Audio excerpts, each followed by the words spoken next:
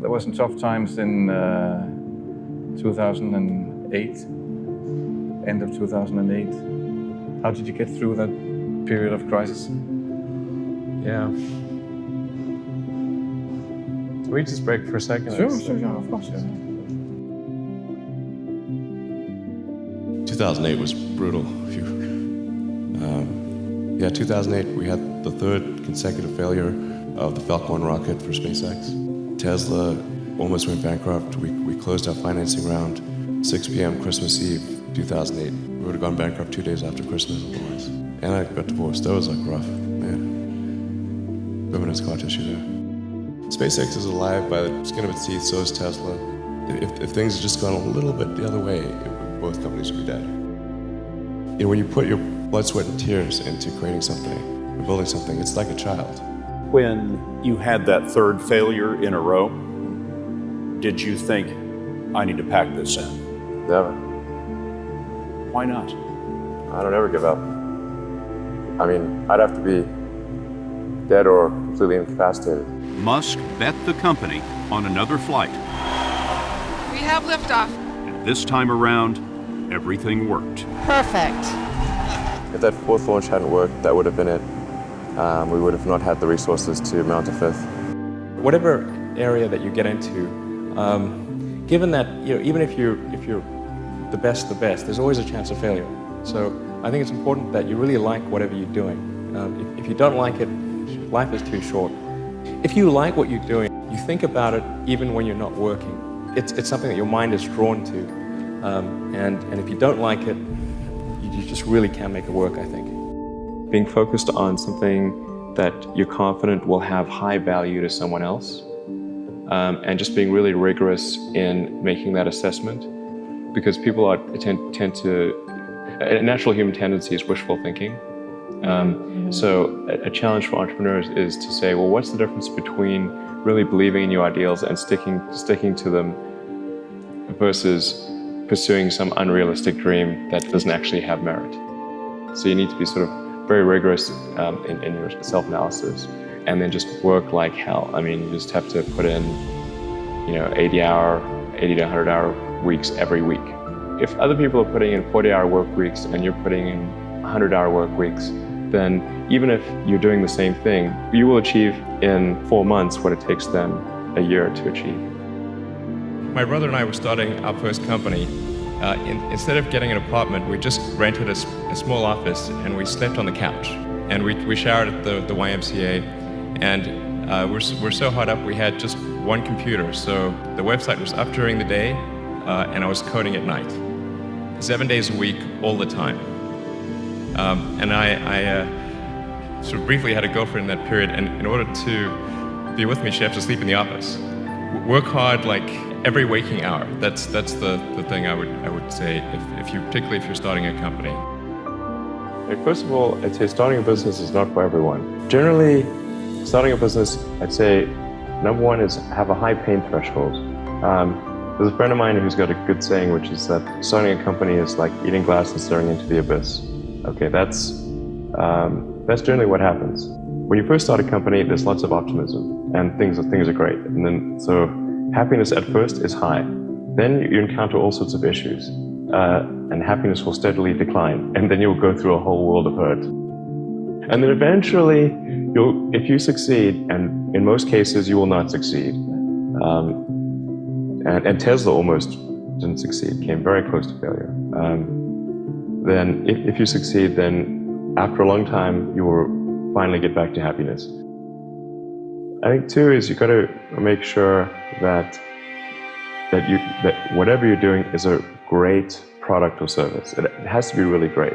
If you're a new company, I mean, unless it's like some new industry or new market if it's an untapped market, the standard is lower for your product or service. But if you're entering anything where there's an existing marketplace against large entrenched competitors, then your product or service needs to be much better than theirs. It can't be a little bit better, because then you put yourself in the shoes of the consumer and they say, why would you buy it as a consumer? You're always going to buy the trusted brand unless there's a big difference. Number three, I'd say, is constantly seek criticism. A well thought out critique of whatever you're doing is as valuable as gold. And you should seek that from everyone you can, but particularly your friends.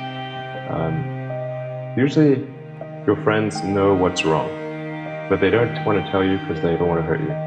It doesn't mean your friends are right, but very often they are right. And you at least want to listen very carefully to what they say. And to everyone, basically, you should take the approach that you, the entrepreneur, are wrong. Your goal is to be less wrong. If you're creating a company or if you're joining a company, the most important thing is to attract great people. So either join a group that's amazing, that you really respect, or if you're building a company, you've got to gather great people. I mean, all a company is a group of people that have gathered together to create a product or service. And so depending upon how talented and hardworking that group is, and the degree to which they are focused cohesively in a good direction, that will determine the success of the company. So do everything you can to gather great people if you're creating a company. Don't just follow the trend. It's good to think in terms of the physics approach or first principles, which is, rather than reasoning by analogy, you boil things down to the most fundamental truths you can imagine and you reason up from there. And this is a good way to figure out if something really makes sense or if it's just what everybody else is doing. It's hard to think that way. You can't think that way about everything. It takes a lot of effort. But if you're trying to do something new, it's the best way to think. And that framework was developed by physicists to figure out counterintuitive things like quantum mechanics. So it's really a powerful method. If somebody is doing something that is useful to the rest of society, I think that's a good thing. Like, it doesn't have to change the world. Like, you know, if you're doing something that has high value to people, and frankly, even if it's like just a little game or some improvement in photo sharing or something, if it has a small amount of good for a large number of people, I mean, I think that's fine. Like, stuff doesn't need to be changed the world just to be good. But you know, in terms of things that I think are most likely to affect the future of humanity, I think AI is probably the single biggest item in the near term that's likely to affect humanity. Humanity really is not evolved to think of existential threats in general. We've evolved to think about things that are very close to us, near term, to be upset with other humans, and not to really to think about things that could destroy humanity as a whole. But then, just really in the last century, we had nuclear bombs, which could potentially destroy civilization, obviously. We have AI, which could destroy civilization. We have global warming, which could destroy civilization, or at least severely disrupt civilization. Excuse me, how could AI destroy civilization? You know, it would be something in the same way that humans destroyed the habitat of primates. I mean, it wouldn't necessarily be destroyed, but we might be relegated to a small corner of the world. When Homo sapiens became much smarter than other primates, it pushed all the other ones into small habitats. They're just in the way. It's very important that we have the advent of AI in a good way, because it is something that could go wrong. We really need to make sure it goes right. What's next in technology? The most near-term impact from a technological standpoint is autonomous cars, like fully self-driving cars. That's going to happen much faster than people realize. Movement towards electric vehicles, sustainable transport. So that's probably something that happens over 30 or 40 years. We'll see artificial intelligence advance tremendously. The demand for electricity will increase dramatically. There will be fewer and fewer jobs that a robot cannot do better. With automation, there will come abundance. Over time, I think we will probably see a closer merger of biological intelligence and digital intelligence.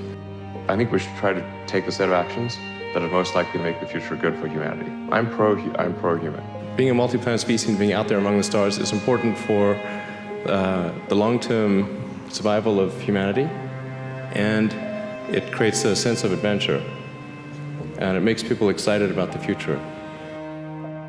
And if you consider two futures, one where we are forever confined to Earth until eventually something terrible happens, or another future where we are out there Mars and maybe beyond Mars, the moons of Jupiter, traveling frequently throughout the solar system. I think all of this is possible within 50 years. And I think that would be very exciting to do that.